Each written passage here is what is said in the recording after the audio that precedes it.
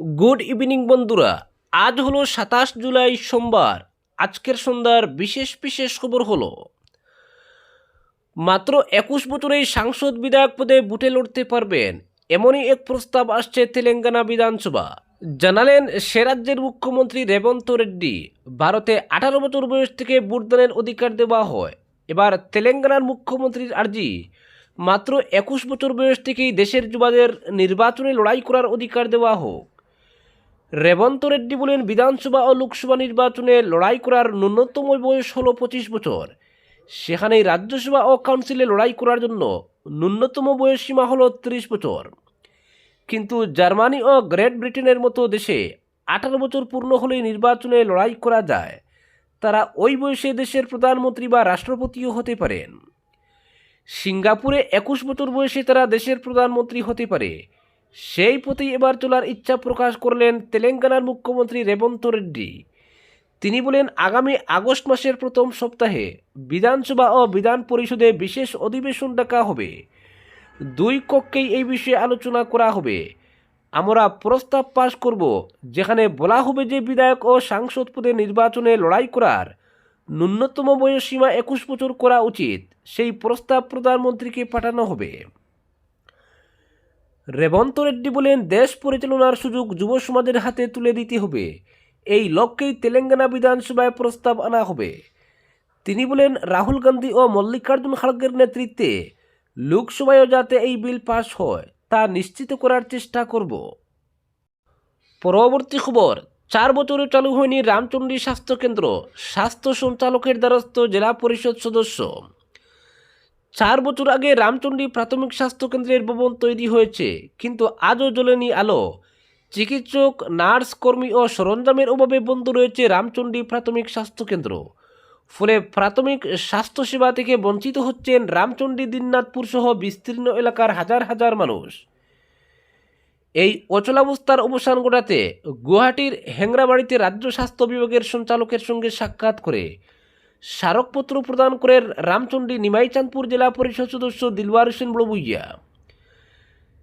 স্মারকপত্রে দিলওয়ার হোসেন উল্লেখ করেন, জাতীয় স্বাস্থ্য মিশনের অধীনে নির্মিত স্বাস্থ্যকেন্দ্রটির অবকাঠামো বহু আগেই সম্পূর্ণ হয়েছে, কিন্তু চিকিৎসক, নার্স, প্যারামেডিক্যাল কর্মী, গ্রেড 4 কর্মচারী এবং প্রয়োজনীয় চিকিৎসা সরঞ্জামের অভাবে কেন্দ্রটি এখনও চালু হয়নি। ফলে রামচন্ডী, দিননাথপুর ও সংলগ্ন এলাকার মানুষ ন্যূনতম চিকিৎসার জন্য দূরবর্তী হাসপাতালে যেতে বাধ্য হচ্ছেন। সাক্ষাতের সময় স্বাস্থ্য সঞ্চালক বিষয়টিকে গুরুত্বের সঙ্গে বিবেচনা করেন। তিনি সংশ্লিষ্ট বিভাগকে প্রয়োজনীয় ব্যবস্থা নেওয়ার নির্দেশ দিয়ে স্বাস্থ্যকেন্দ্রটি দ্রুত চালুর আশ্বাস দেন। দিলওয়ার হোসেন জানান, হাইলাকান্দির যুগ্ম স্বাস্থ্য সঞ্চালক হিসেবে দায়িত্ব পালনকালে তৎকালীন কাটলিজোড়ার বিধায়ক সুজামুদ্দিন লস্করের সঙ্গে স্থান পরিদর্শনের পর তার সময় হাসপাতালটির নির্মাণ কাজ শুরু ও শেষ হয়েছিল। এত বছর পুরো চালু না হওয়ায় সঞ্চালক দুঃখ প্রকাশ করেন। দিলওয়ার হোসেন এই হাসপাতালের পরিচালন কমিটির সভাপতি। এ নিয়ে হাইলাকান্দির জেলা শাসক, সাংসদ কৃপানাথ মালা ও জেলার অভিভাবক মন্ত্রী কৌশিক রায়ের কাছে স্মারকপত্র প্রদান করা হয়েছে। সম্প্রতি জেলার স্বাস্থ্য বিভাগের কর্মকর্তারাও কেন্দ্রটি পরিদর্শন করেছেন। পরবর্তী খবর, উচ্ছেদের বিরুদ্ধে ডলু তিতাবরে শ্রমিকদের বিক্ষোভ, গ্রেফতার নেতাদের মুক্তির দাবি।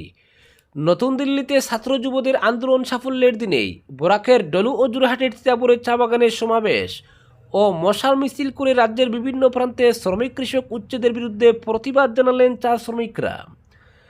আসাম মজুরি শ্রমিক ইউনিয়নের নেতৃত্বে অনুষ্ঠিত এই প্রতিবাদের প্রধান দাবি উচ্ছেদ বন্ধ করা এবং উচ্ছেদ বিরোধী আন্দোলনে গ্রেফতার নেতাদের বিনা শর্তে মুক্তি।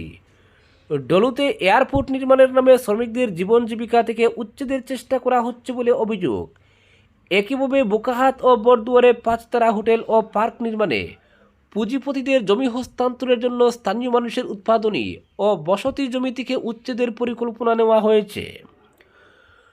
ডলুর প্রতিবাদী শ্রমিকরা এয়ারপোর্ট অন্যত্র সরিয়ে নেওয়ার দাবিতে অনড়। বোকাহাট ও বরদুয়ারের উচ্ছেদ বিরোধী আন্দোলনের অন্যতম নেতা প্রণব দলে, বরদুয়ারের নেতা আদিত্য চন্দ্র রাভা ছাড়াও অমিত নাগ, বিজিত কুটুম, ভাস্কর শইকিয়া ও রাজীব পেগুকে মিথ্যা মামলায় গ্রেফতার করা হয়েছে। ডলু ও তিতাবরের শ্রমিকরা অবিলম্বে তাদের বিনা শর্তে মুক্তির দাবি জানান।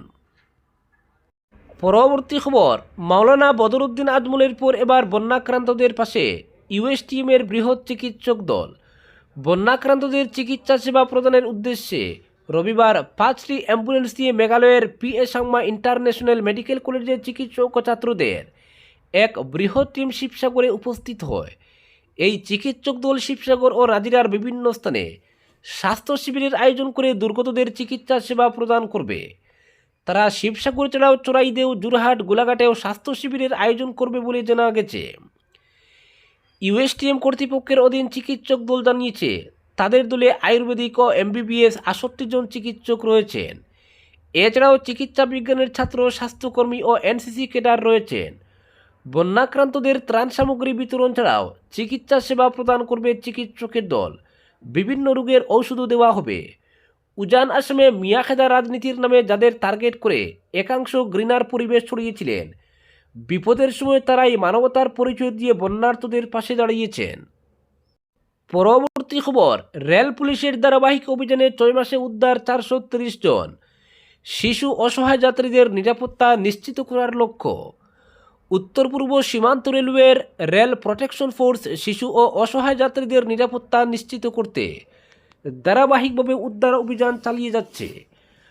18 থেকে 20 জুলাইয়ের মধ্যে এনএফএলের বিভিন্ন স্টেশন ও ট্রেন থেকে একাধিক নাবালক নাবালিকাকে উদ্ধার করে তাদের যথাযথ পরিচর্যা ও পুনর্বাসনের জন্য সংশ্লিষ্ট চাইল্ড ওয়েলফেয়ার কমিটির, চাইল্ড হেল্পলাইন এবং অন্যান্য অনুমোদিত সংস্থার হাতে তুলে দেওয়া হয়েছে।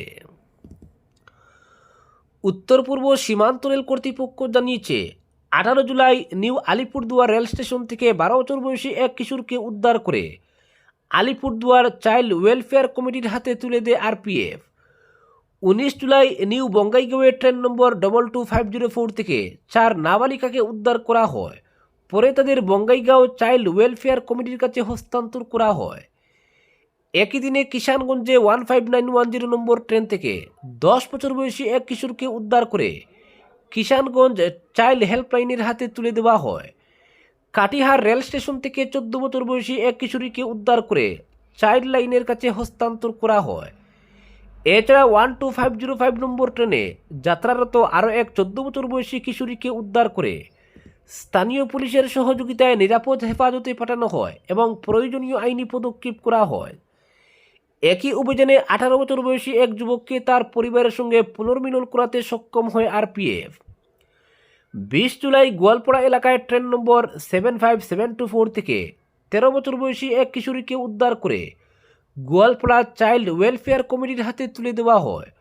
অন্যদিকে কামাখ্যা রেল স্টেশনে একটি স্বেচ্ছাসেবী সংস্থার প্রতিনিধিদের সহযোগিতায় 12505 নম্বর ট্রেনে যাত্রারত 16 বছর বয়সী এক কিশোরীকে উদ্ধার করে গুয়াহাটি রেলওয়ে চাইল্ড লাইনের কাছে নিরাপদ হেফাজতের জন্য হস্তান্তর করা হয়।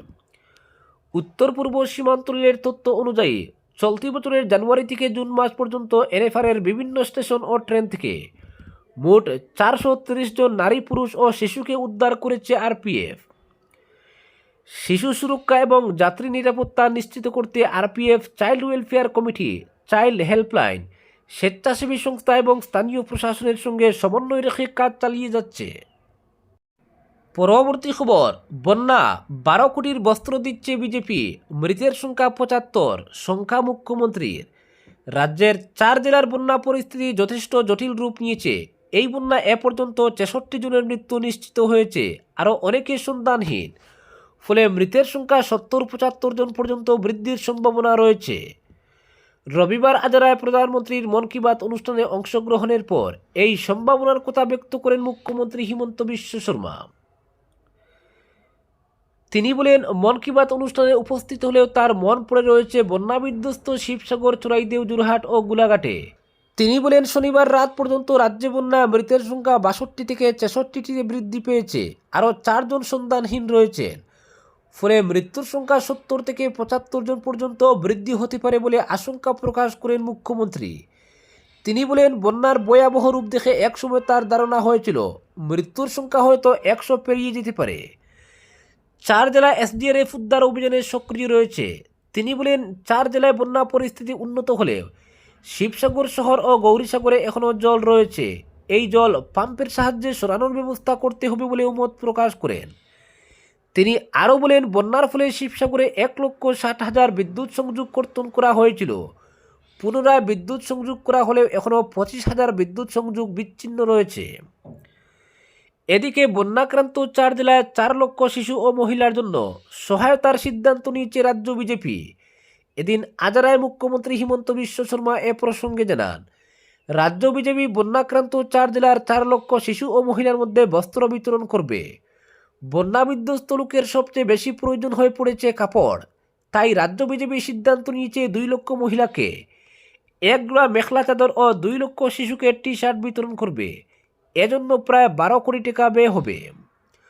মুখ্যমন্ত্রী শর্মা বিজেপির প্রত্যেক কার্যকর্তার প্রতি আহ্বান জানিয়ে বলেন, যেসব দলের কার্যকর্তা 2,000 টাকার নিচে দান দিতে আগ্রহী তারা সরাসরি স্থানীয় বিধায়কের হাতে অর্থ তুলে দিতে পারেন। আর 2,000 টাকার বেশি দান দিতে চাইলে রাজ্য বিজেপির কার্যালয় বা মুখ্যমন্ত্রীর অ্যাকাউন্টে চেক প্রদান করতে পারবেন। এজন্য শীঘ্রই অ্যাকাউন্ট নম্বর জানিয়ে দেওয়া হবে বলে উল্লেখ করেন মুখ্যমন্ত্রী। তিনি বলেন, রাজ্যের বাইরের দলের কার্যকর্তারাও বন্যা সাহায্য প্রদানের প্রতিশ্রুতি দিয়েছেন। রাজ্য বিজেপি 2-3 দিনের মধ্যে বন্যাক্রান্ত লোকের মধ্যে বস্ত্র বিতরণ করবে বলেও জানিয়েছেন মুখ্যমন্ত্রী। আজকের বিশেষ সংবাদ এখানেই সমাপ্ত।